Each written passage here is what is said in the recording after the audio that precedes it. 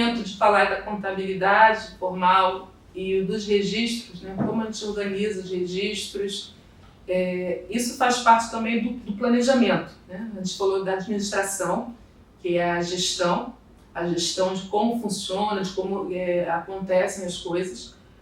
A contabilidade, que ela vai registrar, né? A função da contabilidade é registrar o máximo de informações para que você te ajude a planejar.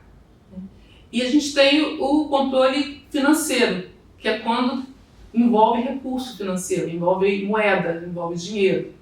Então, nesse momento, a gente só vai ter gestão financeira quando a gente tem o dinheiro.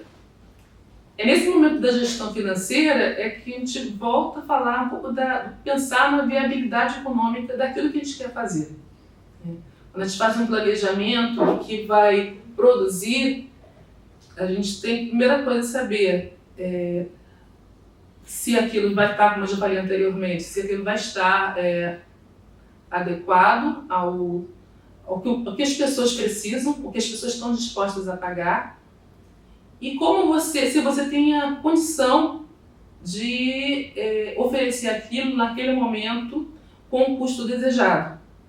Que às vezes você sabe fazer um produto, você sabe fazer um serviço, né? Mas o seu custo não atende, você não tem como atender aquele mercado. Ou então você oferece uma coisa num nível menor do que é oferecido, e vai ter um preço também defasado.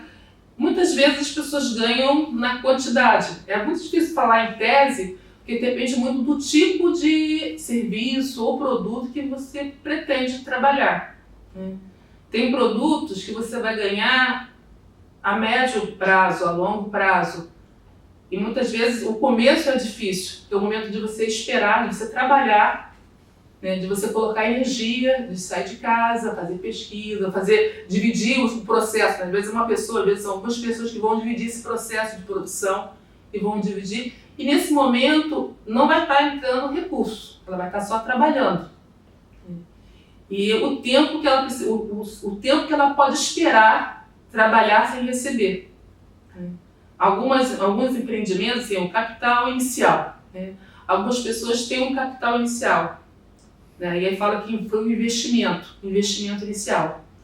Algumas pessoas se endividam para começar, então elas partem de uma dívida, elas pegam dinheiro em algum sistema financeiro, no banco ou com um amigo, mas ela vai criar uma dívida.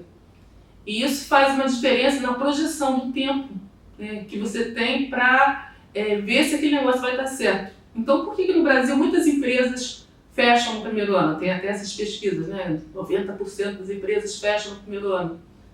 Porque quando você, eu quero abrir uma lojinha de doces na rua tal, você vai investir, né? Ou se endividar, um aluguel do espaço, às vezes paga luvas, vai pagar, às vezes vai legalizar, vai pagar as taxas estaduais, municipais, alvará, vai pagar um escritório de contabilidade, um contador.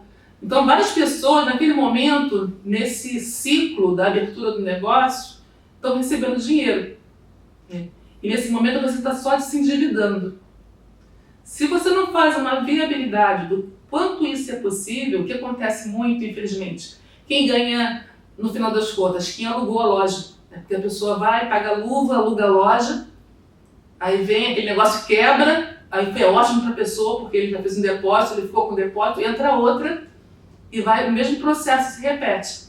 Então, que a gente falei da economia, né, que é como funciona a casa, né, a nossa casa às vezes funciona mal, ela é desproporcional, ela dificulta que alguns grupos possam sair do que a gente fala de imobilidade, né, que as pessoas costumam chamar, né, um estilo bem estadunidense, fracasso. Né? Mas o que é o fracasso? Muitas vezes você vê uma grande loja varejista no Brasil inteiro, ela quebra, as pessoas, os donos, os acionistas não fracassaram.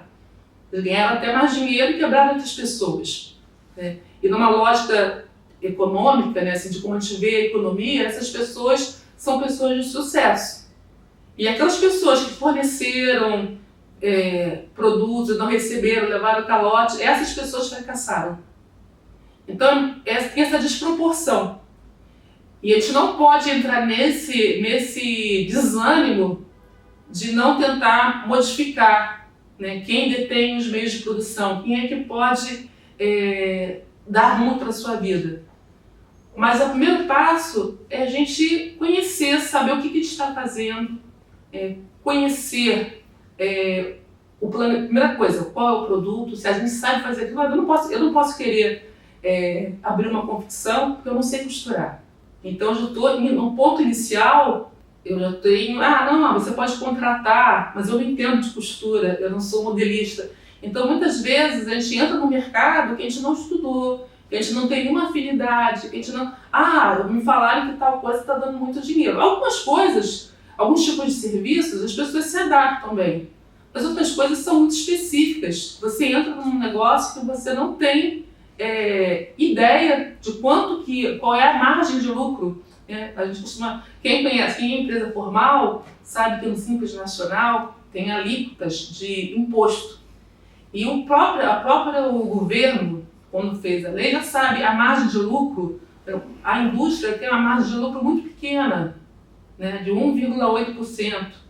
O comércio tem uma margem de lucro de 8%. O serviço tem uma margem de lucro de 32%. Então já tem um modelo, qual é a margem de lucro. Se você não tem noção de qual é a margem que o seu negócio, no melhor cenário possível, que é você não estar endividado, você não misturar esse dinheiro com suas contas pessoais, qual é o cenário de retorno para você. Então, o modo que a gente tem para superar isso é o planejamento. A gente se unir em redes, redes de ajuda, não precisa ser necessariamente redes de ajuda financeira, mas de apoio, de troca de conhecimento, que você possa consultar o cara que trabalha com a contabilidade, que seja seu parceiro, não seja o cara que vai ganhar finalmente, você ganhou dinheiro porque abriu e fechou rapidinho a sua empresa. Não, é o cara que é seu parceiro, ele vai te orientar, não é a hora de abrir agora, se organiza primeiro, e também vai torcer, vai estar junto com você para que a coisa dê certo. Nesse modelo de produção, algumas pessoas vão estar fora dessa rede de apoio mesmo. E isso também faz parte do nosso planejamento, o enfrentamento. Como é que a gente enfrenta os problemas e não está à margem deles? De negociação de preço, seja de aluguel, de produto, que muitas vezes a gente tem que ter uma atitude de inferioridade em relação àquele que, poxa, o cara que aluga o shopping, tem um shopping, eu quero ter uma loja. Eu acho que a gente tem que, no planejamento, também essa apropriação de segurança, de você saber o que você pode negociar, que você é uma pessoa que você às vezes pode até escrever errado, pode ter dificuldade às vezes de se expressar, mas que você não pode se intimidar com isso. A gente teve uma conversa outro dia com um grupo, e o grupo falou assim, a gente queria conversar como é que a gente pode se apresentar bem diante das pessoas, como é que a gente pode falar com as pessoas. Porque isso já é um processo de intimidação, Quando você tem uma pessoa que você supõe que está acima de você tem dificuldade de negociar. Você chega no banco para falar que você não pode pagar o seu empréstimo, você vai ter um tratamento. Uma pessoa que deve 10 bilhões vai ter outro tratamento, ela nem vai no banco, ela nem vai precisar ir no banco. Então, a gente tem que sempre se tornar protagonista do que a gente está fazendo. A gente tem que parar de ser espectador, de falar, meu fulano falou que é assim que faz. Estudo de viabilidade, o Sebrae faz estudo de viabilidade para mim. Eu vou lá no Sebrae, vou sentar na mesa com a consultora e ela vai fazer tudo que eu preciso, vai planejar, vai fazer todas as metas. É só eu seguir o caderninho que ela me der que eu vou ter sucesso. É um passo. Não vou negar. Realmente, se você conseguir fazer um caderninho, se você tem alguém que te ajude a planejar, a pensar, você deu um passo. Mas se você não entendeu o que foi planejado, se você está seguindo um caderninho que outra pessoa escreveu para você, que você não tem noção do que está... se você falhar nessa linha, para onde que eu vou, vai ter que ter uma outra pessoa que diga para você onde você vai, é muito difícil. E a gente tem muitas pessoas que não têm um poder de administração muito grande, de planejamento, de sair das dificuldades muito grande, e ela mesmo não se reconhece com essa capacidade. Você vê no mercado informal quantas pessoas têm sagacidade de saber o momento, esse produto daqui não está sendo mais bem vendido, mas agora é máscara. A pandemia, vou produzir máscara. Acabou a pandemia, mas tem saquinho de carregar luva. Então, tem pessoas que têm muita sagacidade, muito esforço, mas elas se intimidam em outras situações. E isso faz com que as pessoas se dividam, não se fortaleçam. Acho que a base da viabilidade, de você fazer um estudo de viabilidade, é um estudo do que você quer produzir e de você também. Você é um ator social. Você não está assistindo alguma coisa, você está fazendo, você está transformando. E só essa possibilidade de você se reconhecer como um agente transformador é que te possibilita planejar, se caiu, saber como levantar, né, e ir para frente, porque é muito complicado.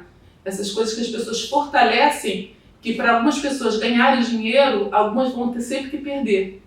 Porque o mercado se baseia muito na perda. Algumas pessoas fazem parte da conta. Na viabilidade econômica dessas outras pessoas, tem essas pessoas que perdem, que vão pagar o aluguel e não vão poder ficar, que vão se endividar no banco e não vão poder pagar, fazem parte do jogo. Então, a questão do planejamento, da base, é como que a gente vira esse jogo. Como é que a gente se reconhece, porque não é uma questão de incapacidade. Né? A gente conhece pessoas que não têm escolaridade nenhuma e têm uma capacidade organizativa, de planejamento imensa. Né? E sobrevivem. Né? Então, por que a gente não consegue socializar mais isso? Né? Eu trabalho bem numa área e tenho dificuldade em outras áreas. Mas muita gente, de muitos lugares me ajudam a superar as minhas dificuldades em outras áreas. Né? E eu sou grata a elas pelas oportunidades que eu tive. Falando um pouquinho do controle financeiro, né, dos controles financeiros necessários, né? Eu acho que tanto quanto uma pessoa física, quanto um empreendimento, como uma pessoa jurídica, quanto uma associação, é importante que os controles financeiros, embora a contabilidade seja uma coisa formal, mas que os controles financeiros da instituição sejam uma forma de controle e de leitura do que a contabilidade apresenta. Muitas vezes as pessoas pedem assim, manda um balancete aí para saber como é que está a minha situação, como é que está o meu projeto. Na verdade, aí ele já cometeu um erro, porque você manda informações para a contabilidade, mas quem tem que saber as informações, deter as informações é você. Você tem que ter um controle, se você se propôs a fazer um projeto ou uma produção, você tem que ter o controle do que você já produziu, qual foi o custo desse produto ou desse serviço, qual vai ser o prazo de pagamento ou de execução. Então, esses controles são internos de cada pessoa física, pessoa jurídica. A contabilidade ela vai ser uma coisa formal, a contabilidade formal, não a contabilidade, a palavra contabilidade, contabilizar, registrar. Né? A contabilidade formal, que é essa feita, né, por profissionais de contabilidade, ela vai registrar atos e fatos formais e transformar isso em informações que são transmitidas para terceiros, para você, né, e para interlocutores, bancos, instituições financeiras e a União, municípios e estados, que pretendem com essas informações fazer um mapa do que você faz e tributar, se for o caso, ou se conseguir também, que muitas vezes a gente pensa em recursos de como a gente faz aqui a gente está tentando reduzir os impostos, né? E muitas vezes as pessoas fazem, não vou emitir nota não, porque a pessoa me pagou esse dinheiro, mas eu não tenho como pagar os impostos. Hoje isso não é mais possível. Muitas pessoas antigamente tinham essa noção, a gente tem uma contabilidade paralela aqui, um controle paralelo. Hoje a gente tem notas fiscais eletrônicas, a gente tem os arquivos de banco, os arquivos do Banco Central. Então é muito difícil, não vou falar que é impossível, mas se você está no mercado formal, você vai ter que emitir nota, você vai ter que comprar com nota, o produto que você adquire vai entrar com nota, e tudo é nota eletrônica. Então o Estado, a União, cruza essas informações todas. E é muito difícil você não estar inserido nesse controle. Então você não pode esperar que a contabilidade ela é um apoio. Ela vai te mandar balancetes, desse balancete você tem que ver se está condizente com o seu controle financeiro. Mas quem vai controlar no dia a dia o que comprou, o que vendeu, quanto tem no banco, se o dinheiro está aplicado, se você tem dívida, se você assume um compromisso que você não pode pagar, é você no seu controle de caixa. Quando a gente fala caixa, é um controle de caixa e banco, né? São as entradas e as saídas que tem no seu caixa e no seu banco. Hoje é muito mais banco, né? As pessoas trabalham muito pouco com caixa, as pessoas trabalham com banco. Então você tem que pegar seu extrato financeiro do banco e ali identificar cada entrada, cada saída, o documento que corresponde àquilo. Porque nada que passa pelo banco pode não ter um documento, né? Um documento válido para a Receita Federal, né? Que acontece muito nos empreendimentos e a pessoa pega um papelzinho e fala: gastei tanto de alimentação no evento tal, e assina, né? Mas aquilo não tem nota fiscal, não tem. Algumas situações, você vai fazer um trabalho no interior do Pará, vai beber um copo d'água, vai beber uma água, naquele lugar realmente não tem ninguém, não tem nem internet, e você vai ter um relatóriozinho: bebi água, gastei R$6 de água e não tinha nota fiscal. Mas são exceções das exceções. Todas as despesas têm que ser avalizadas com documentos fiscais. E todas as entradas também. No controle financeiro, uma coisa muito importante também é você saber o seu fluxo de caixa. Quanto você tem de caixa e qual é a rotatividade dele para retornar. O que acontece, muitas vezes, as pessoas confundem entrada e saída do banco com receita e despesa. O fato do dinheiro ter saído do banco não necessariamente diz que você já fez uma despesa. Por exemplo, eu posso pegar R$500, tiro do banco e entrego para alguém para executar alguma atividade. Ele vai ter que se deslocar do local, lá ele vai se alimentar, ele vai pagar algumas coisas. Só que essa pessoa não volta com a prestação de contas. O dinheiro saiu do banco, R$500, adiantamento para o Vinícius. Só que o Vinícius não voltou para prestar contas de onde ele gastou o dinheiro. Enquanto ele não presta contas, isso não é uma despesa. Mas é o quê? É um direito seu de cobrar do Vinícius a prestação de contas. Mas enquanto esse dinheiro não volta, ele não se torna uma despesa. Por exemplo, você faz um adiantamento para um funcionário, ou para um colaborador, ou para você mesmo, você retira R$500 para fazer uma despesa.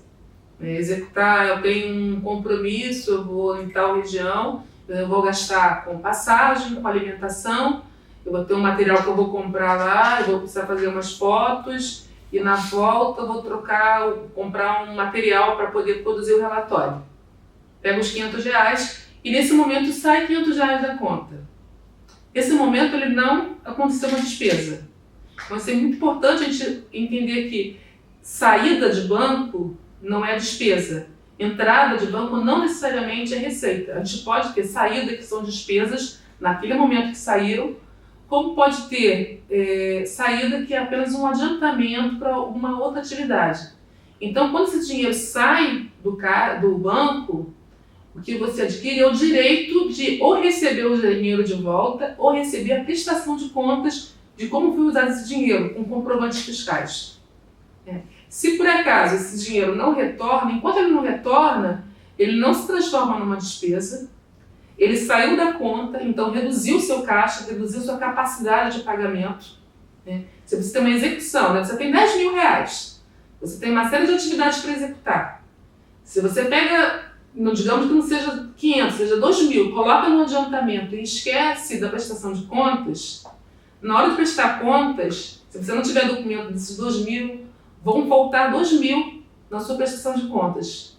Porque você pode até ter, vou fazer uma carta aqui que eu realizei a atividade sim, mas nesse dia choveu muito e eu perdi todas as notas. Assim, você pode justificar um problema de perda, você teria que fazer um boletim de ocorrência, para dizer que perdeu o material, que foi roubado o material. Isso é uma coisa muito ruim, e muito frágil também.